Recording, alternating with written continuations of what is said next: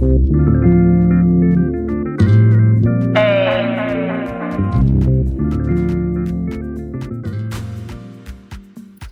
tout le monde, je vous emmène cette fois-ci à Mboa Paris, qui est un événement business de la diaspora camerounaise.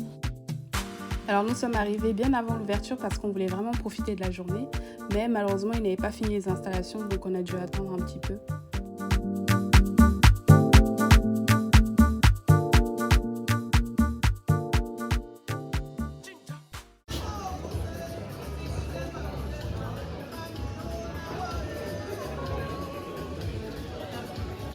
Toute la diaspora camerounaise.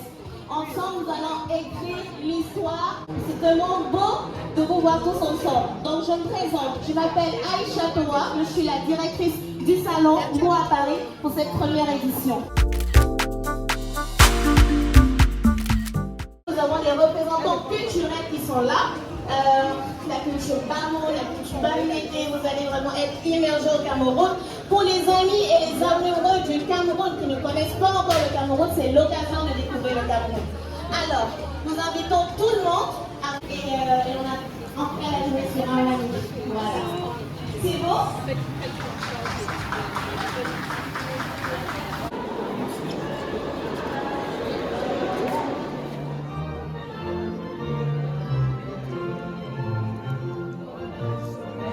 Ton drapeau fier doit être un symbole ardent de foi et d'unité.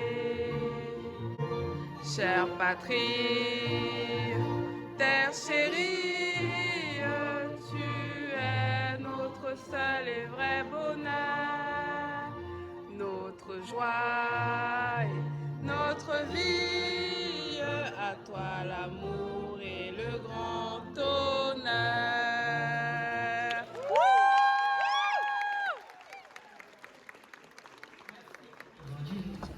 En tout cas, moi je suis prête. Hein. J'ai mis mon complet de chez Imana ici. Qui va se négliger? Apparemment, ça va même bientôt commencer. Attends, je regarde un peu la salle. Attends. Aïe, ma mère. Je dois seulement te rappeler, la salle est remplie jusqu'à. Mince. J'espère qu'ils m'ont pas entendu. Hein. Mon micro n'est pas allumé.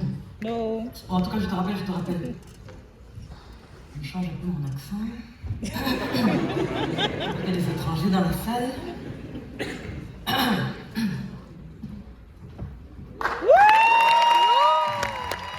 Ladies and gentlemen, honorables chefs traditionnels qui nous ont fait l'honneur d'être avec nous ce matin, Excellence camerounaise présente ici aujourd'hui, Mesdames et Messieurs, les amis du Cameroun, chers compatriotes, bonjour.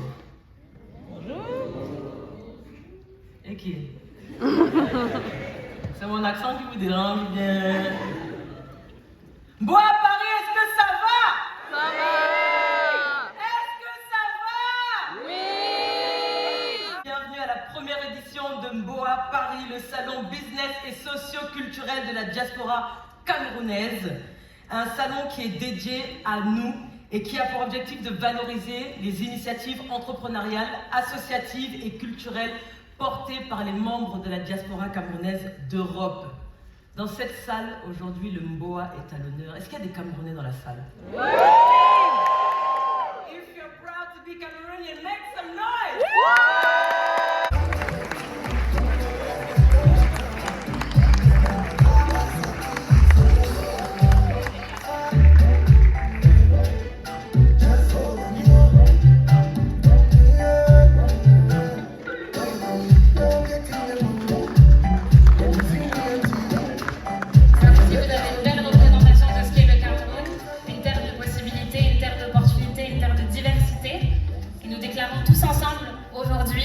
La première édition du salon Mboa à Paris ouverte. Merci.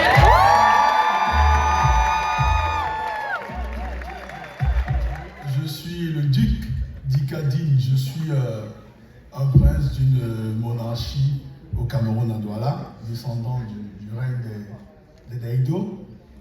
Et je suis le porte-parole de la représentativité des communautés de chez nous en terre étrangère, dont je suis le fondateur.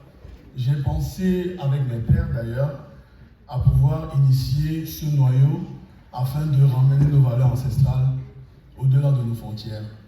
Alors ici, nous avions tout le Cameroun représenté par sa diversité. Nous avons le Grand Nord, nous avons l'Ouest, nous avons le Grand Sawa, nous avons les Kolbeti, nous avions enfin tout le Cameroun. Et nous travaillons entre nous, les frères, afin de perpétuer ces valeurs. Mais je souhaite aussi que vous qui êtes de ceux, enfin nous qui sommes en terre étrangère, nous rappelions à nos enfants d'où nous venons. La tenue d'apparat est déjà une appartenance qui rappelle. Moi, quand je prends le métro, je vois mes frères maliens, je vois mes frères sénégalais, j'ai là-bas, je vois mes frères marocains. Ça, c'est une tenue d'apparat Sawa qui ne vous enlève rien. C'est ce combat que nous menons. Au-delà de la tenue aussi, de vous rappeler que chez nous, chez les Douala ou chez les Sawa, lorsqu'on dit « Moi, Etena !»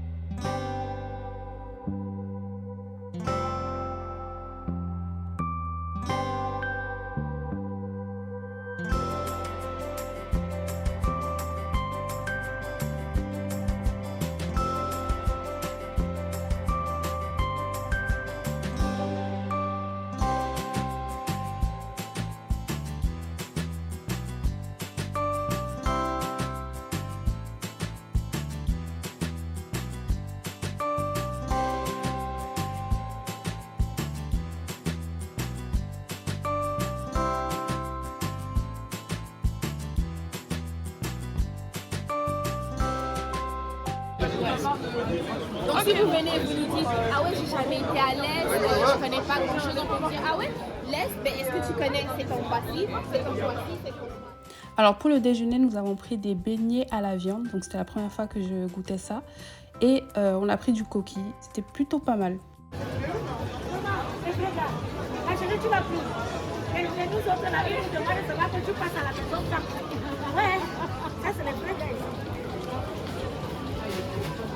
J'ai fait un peu ma groupie.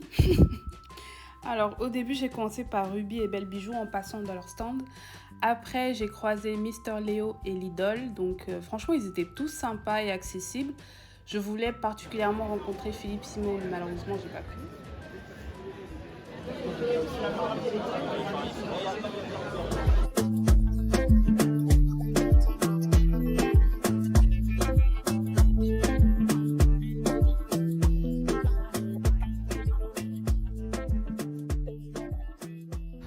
Quand on parle d'autonomisation, c'est vraiment de laisser les personnes faire leur choix de vie. Et quand on parle d'empowerment, en général, c'est devenu un terme un peu à la mode, un peu galvaudé par moment.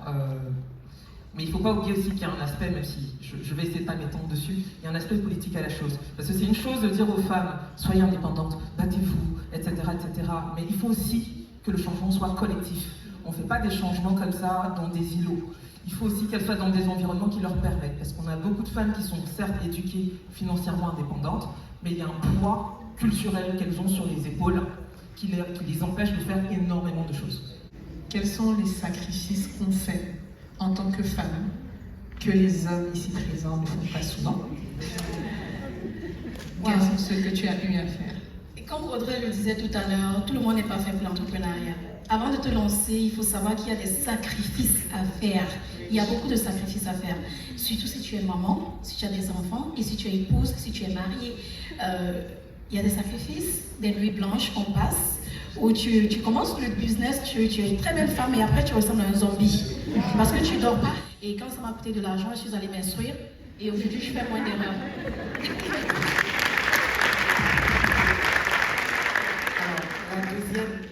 L'erreur que je peux compléter, c'est de ne pas se renseigner auprès des personnes qui sont déjà passées par là. Vous avez un média qui va vous solliciter pour vous faire une publicité dans son magazine. Il va vous demander de payer allez voir ceux qui ont déjà été publiés dans ce magazine avant d'aller donner l'argent pour voir si ça va rapporter votre investissement. Merci.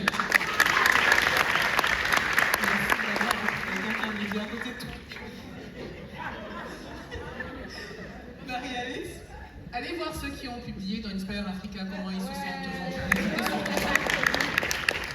Alors, une erreur, on a parlé de focus et on a parlé de détermination, c'est d'oublier de prendre soin de soi. C'est-à-dire qu'on peut avoir une focus, mais en fait, vous n'allez pas bien, vous ne pouvez rien faire. Donc, commencez à prendre soin de vous, de votre santé d'abord. Moi, j'ai une erreur très concrète. Ne faites pas des promesses, enfin, ne vous basez pas sur les promesses d'un deal avant que le deal ne soit signé.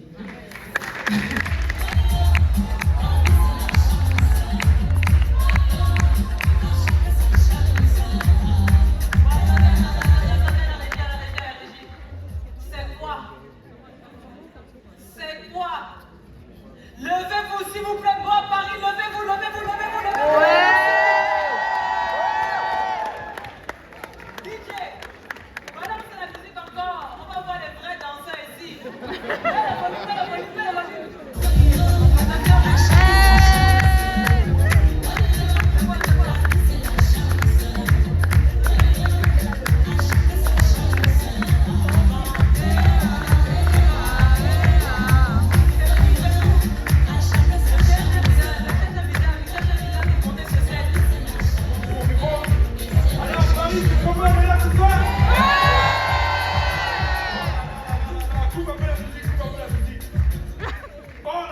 Ça fait trop plaisir de vous voir.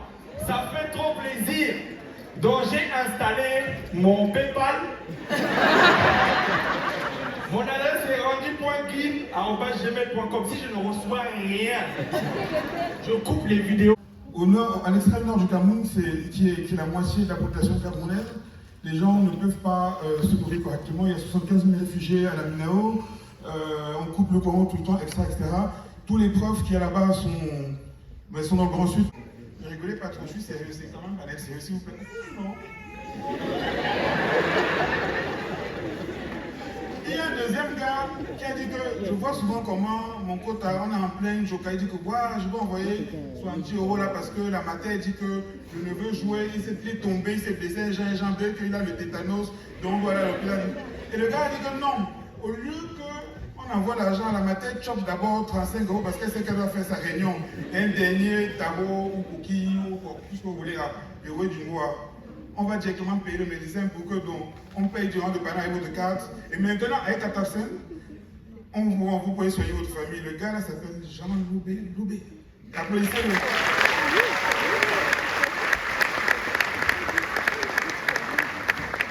Bon, maintenant il y a des gars qu'on connaît tous. Qui dit que YouTube, abonnez-vous, et partagez facilement. Il est là. Il s'appelle Philippe.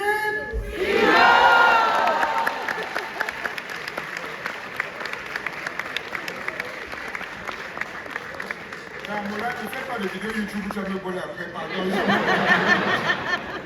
Bon, la dernière personne que je vais appeler sur scène, ce n'est pas bien que je fasse une préférence, mais dans la vie, quand on a trop d'équilibre d'un côté, il faut qu'on équilibre de l'autre. S'il vous plaît, que chacun d'entre vous se lève pour cette femme extraordinaire qu'on appelle Nelly Chichichi. Levez-vous, friends to call to tell me, hey, do this, do that, and then so that he can get to the cardiologist in time. So that taught me to resign my job that I was doing with British American Tobacco in Douala, and I decided to set up Waspito. And digging deeper, I realized that 500 million Africans have to travel to see a medical doctor. 500 million. And this means there are quite a number of people who also die on the way going to see the medical doctor. So I said, what can I do to contribute to solving this problem? And I realized that technology is the best way, most affordable way to do it. I got to self-teach myself how to code. So it took me a longer time, about 2 years, to do my prototype in 2019. And then we finally launched Waspito in 2020. So Waspito basically is a platform that connects patients to Dieu les gens de la condition pour poser la question à celui-là même qu'on appelle Philippe Simo, que j'ai découvert il y a 2 ans. Il y a un ami qui m'appelle, il m'envoie un message WhatsApp. Gars, regarde un peu la vidéo là, il y a un gars là, il fait des trucs, c'est sérieux quand même, il ferme, il y a les poulets comme ça, les poissons passés, il y a les poulets comme ça, fais-le, regardez fort. Et je vois un gars dans une vidéo qui, à l'époque il wattisait encore. Il dit que le home c'est encore quel genre de gars comme ça. Et vraiment Philippe, donc je te dis bravo. Parce que qu'on t'aime ou qu'on ne t'aime pas, bon, je sais que la je t'en fous, mais tu as réussi à créer quelque chose et c'est pour ça que j'ai terminé par toi, parce que je voulais que ce soit sur la deuxième partie de la conversation, qu'on arrive sur la notion de confiance. Est-ce que tu peux t'expliquer comment tu as pu créer cette connexion et cette confiance-là pour que les gens d'ici t'accompagnent et disent on veut que tu nous amènes sur le terrain pour investir? Oui, bien sûr. Bonsoir tout le monde déjà. C'est calme comme ça.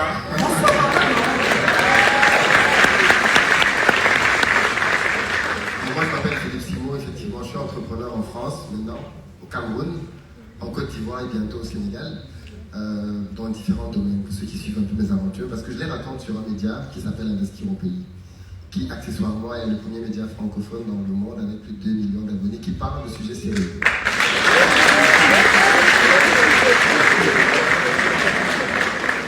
Beaucoup d'abonnés, mais c'est pour les Congossas, c'est pour les... On parle de sujets sérieux, on parle d'argent, et au début c'était un vrai challenge parce qu'on s'est dit, mais est-ce que ça intéresse les Africains de parler de choses sérieuses? Et moi c'est d'ailleurs l'une des choses qui m'a révolté quand je me suis lancé sur Internet, c'est que je constatais qu'à cette époque en 2018, et Duplex peut m'en être témoin, parce qu'il m'a accordé ma première interview, il faut le remercier.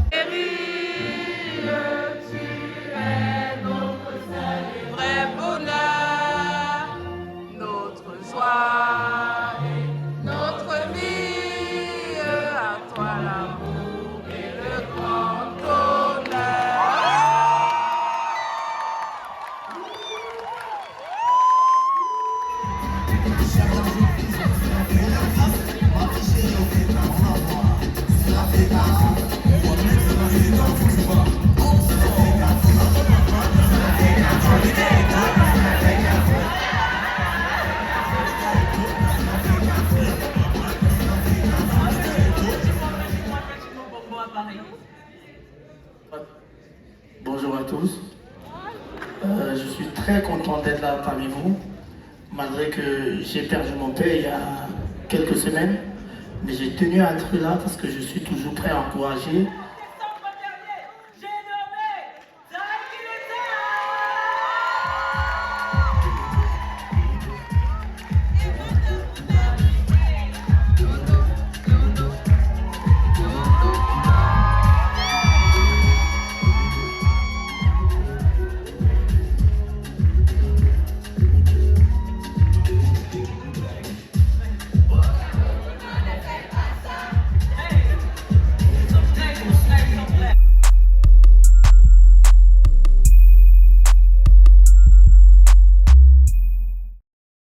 Besoin d'un financement de près de 100 000 €.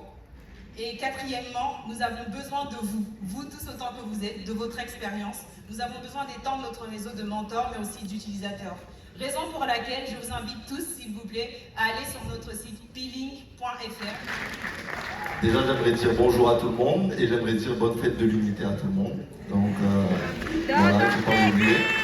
Merci beaucoup. Donc, on est aujourd'hui ici avec le Cameroun et on espère que cet événement-là, des autres événements comme ça, que d'autres pays d'Afrique pourront le faire et pourront le suivre. Alors comme l'a dit Assa, ça fait vraiment plaisir d'assister à ce genre d'événements qui sont nécessaires car c'est là que des projets peuvent voir le jour grâce aux rencontres notamment. Alors pour moi, peu importe là où on se situe dans le monde, je pense que c'est nécessaire de toujours se connecter à sa culture. S'il est difficile par exemple de payer un billet d'avion, de payer le visa, au moins on pourrait se rencontrer dans ce type d'événement qui fait vraiment du bien. Donc nous on avait payé 39 € pour avoir accès au billet premium qui nous donnait accès à l'espace de conférence et aussi on a eu quelques goodies.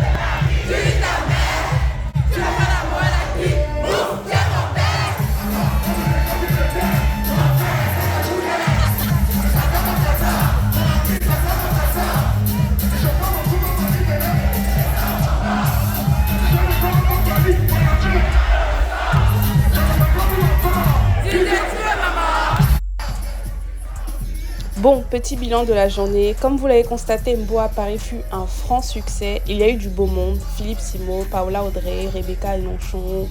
Il y a eu plein de chanteurs. Taiki, Loco, Maloc, Sergio Polo. Je ne connaissais pas la majorité des conférenciers, donc j'ai pu découvrir pas mal d'entrepreneurs. J'ai beaucoup apprécié la diversité des panels, l'entrepreneuriat, l'art créatif, la musique, le sport. Alors la seule critique que je peux faire, c'est qu'il y avait comme une mauvaise gestion des affluences dans la salle de conférence. Mais à part ça, c'était excellent et c'est sûr que j'y reviendrai. Voilà, j'espère que ce petit vlog vous a plu. Si c'est le cas, n'hésitez pas à liker, commenter, partager et on se dit à la prochaine.